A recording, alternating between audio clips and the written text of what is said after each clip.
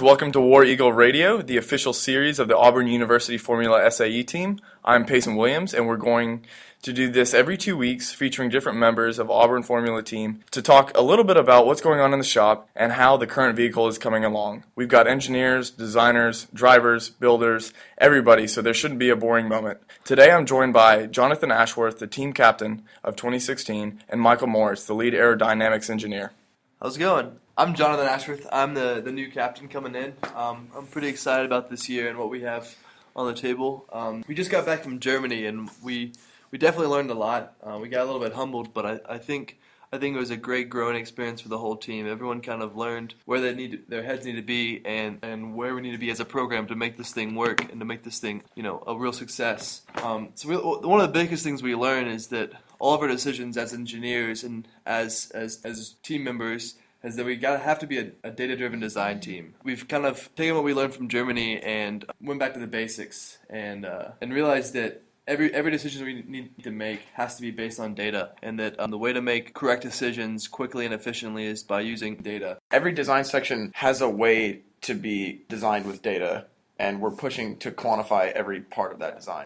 As part of my job as one of the team leaders is to push our new designers and our old designers to use data in their designs and use it as a driving force for their design sections. Like a big thing we're trying to push is trying to actually instrument our engine and get in-cylinder pressure and use that to improve our models and then also build systems so that we can go back and validate all of those design decisions made on our engine. We're also looking at instrumenting our shift arms and getting those true shift forces and using that to drive the design of our shifting system. Another big thing is we have some new designers on our fuel and oil component sections. We're trying to push them to also, go back and bench test all those components and really get all the information before they make those selections and make those design decisions. Our composite guys are also doing a lot of that kind of stuff. They're testing everything to failure. They're experimenting with some pretty cool manufacturing techniques that can really push the envelope and actually really show how much weight you can really lose with composites. Another big thing we've been pushing in the design season is a more formalized design process. We've really emphasized design documentation, and we really believe that that's going to make all the difference when it comes to the design event, and also just making sure that our designs are well thought out and that our chief engineers actually have a chance to see these designs and approve them. I'd like to go ahead and commend our new chief engineers, Kyle and Joe. They've done a great job of managing their respective design teams and done a great job at looking through this design documentation and kind of weeding out the good ideas and pushing through the great ones. One of the big things they've been working on is how to integrate this new section that we thought was necessary for the year, aerodynamics. It's been a pretty big sticking point for the program, and I'd like to introduce Michael, our actual new aero lead, to come talk about this for a little bit. Hey guys, thanks for tuning in. So like Jonathan said, my name is Michael Moritz. I'm a junior on the team this year, so it'll be my second design year, third year on the team.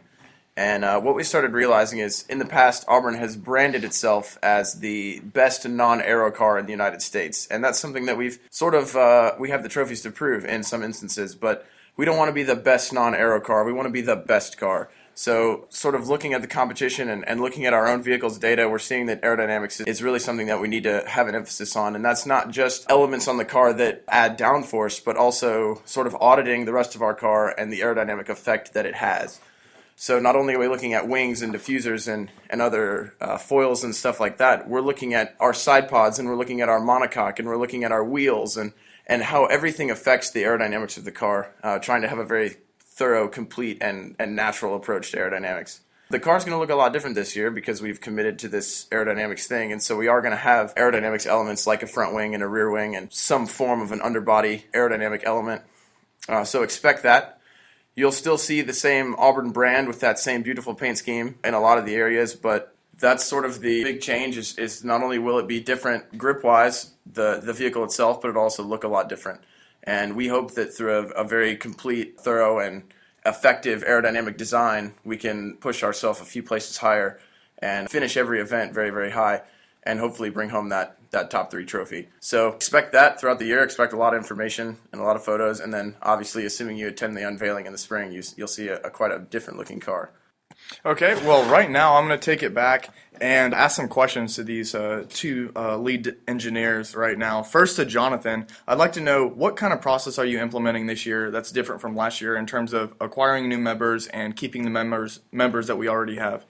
It's always a big deal when the recruitment season comes around, because frankly, you're only as good as your engineers are. So it's a big push for us to get, a lot of quality engineers, and also establishing a reasonable process to filter through those and, get the real gems. So obviously, if you're familiar with the Auburn area and the way the Auburn school system works, is there's a bunch of big events. There's a welcome week, and there's these organizational days and all sorts of great events that the university has put in place, so organizations like us can get the word out and get our name to all the new freshmen and other people alike. So we've put an emphasis on getting great marketing displays to put out there to really attract a lot of the new talent. And then once we get them into the room, we put an emphasis on actually kind of formalizing the process in which they can join. So that way we can filter out and train those that we feel are true gems. I'm pretty excited. We think we're going to have a great class this year, and we're excited to see how they can do. Awesome. Thanks, Jonathan.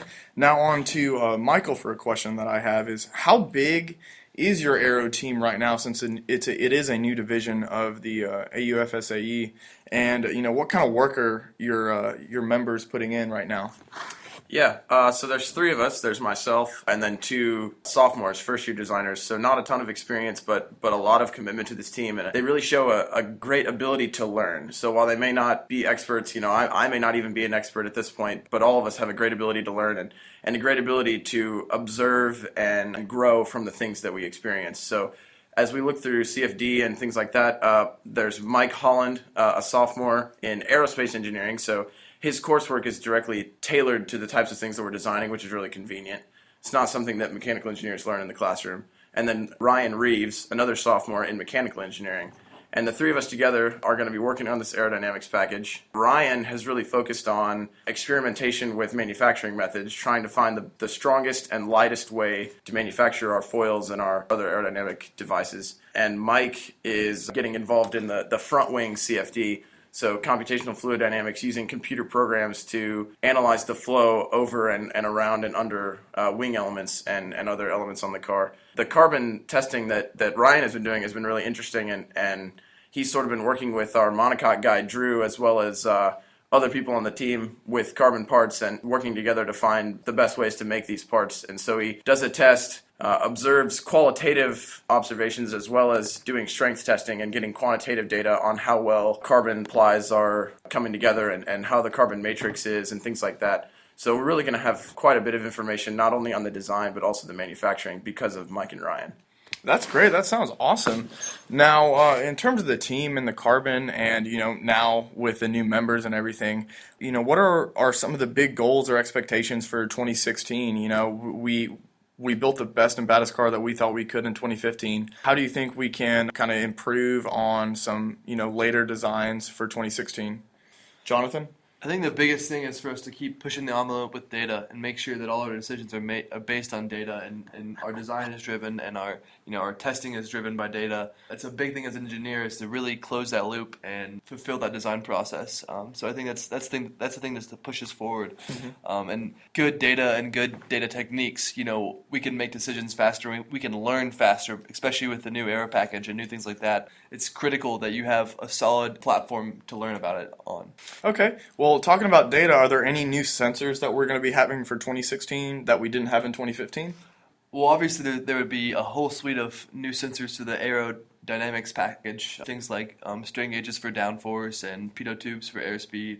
Another thing I'd like to emphasize is we got a great sponsorship with VectorNav Technologies, who hooked us up with a really, really nice GPS IMU combo that's going to make all sorts of difference with some of our vehicle dynamics analysis and things like that. So we're pretty excited about this year and what's to come.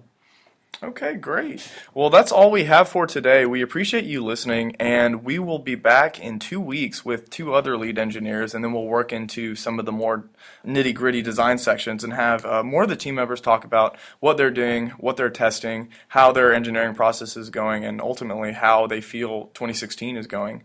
Once again, thank you, and we'll be back.